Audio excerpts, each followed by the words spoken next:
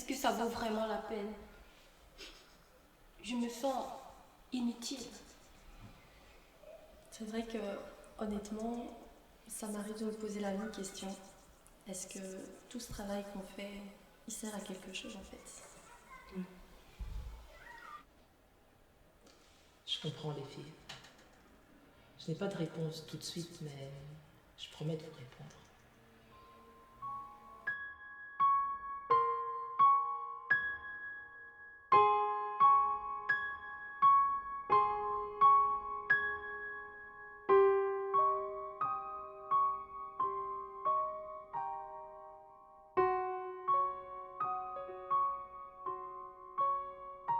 Je rendrai ton nom grand.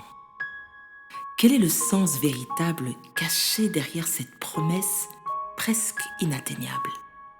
S'agit-il de faire de toi un notable, une personne célèbre, applaudie, vénérable?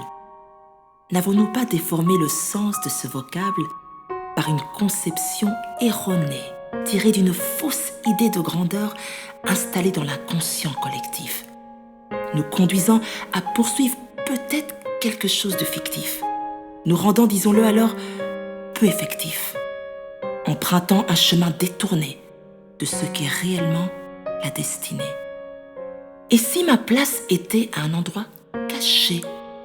Et si je n'étais même pas mentionnée, célébrée sur les lèvres des hommes comme souhaité, loin des regards, peu exposée, aurais-je manqué à ma destinée? Et si j'étais ce joueur d'harpe dont on ne cite même pas le nom, appelé pour assister, inspirer le prophète Élisée? Cette histoire est racontée dans le premier livre des rois au chapitre 3. Ma valeur serait-elle moindre par rapport à ceux partis au combat? L'importance de la place que l'on occupe dans les desseins du roi ne correspond pas souvent à ce que l'on croit. Et pourtant, si ce joueur d'harpe n'avait pas été là, l'histoire telle qu'on la rapporte n'aurait pas été une victoire que l'on remporte. Il a donc fallu jouer quelques notes. Jean-Baptiste a dit « Moi, je suis la voix qui crie dans le désert. Aplanissez les chemins du Seigneur. Mais il y a quelqu'un de plus grand qui vient après moi. » Cela fait-il de cet homme de l'ombre, Jean-Baptiste, un exclu dans une société à tendance élitiste, un outcast dans une société de caste? Pourtant, son nom visiblement était grand. Parlons de Shifra et de Poua, des sages-femmes, des infirmières, des femmes dont on peut être fier. Histoire racontée dans le livre d'Exode, premier chapitre. Elles n'ont certes pas ce titre d'avoir conduit le peuple vers la terre promise, mais elles ont sauvé des vies dans une période de crise. Pourtant, ce sont souvent elles qu'on banalise. Ces personnes peu exposées, sans lesquelles l'histoire ne peut être racontée. Finalement, c'est comme si la grandeur résidait dans le fait de trouver sa place dans le grand dessein. Rien ne sert alors d'aspirer à ce qui est vain. N'oublions pas que nous ne sommes que des pèlerins. Je rendrai ton nom grand.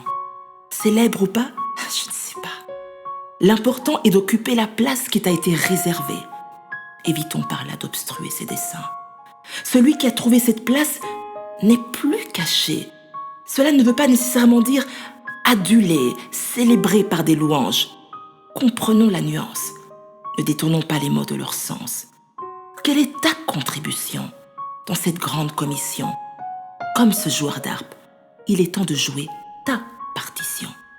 Serviteur, si tu as trouvé cette place, sache que ton nom est grand aux yeux de ton Créateur.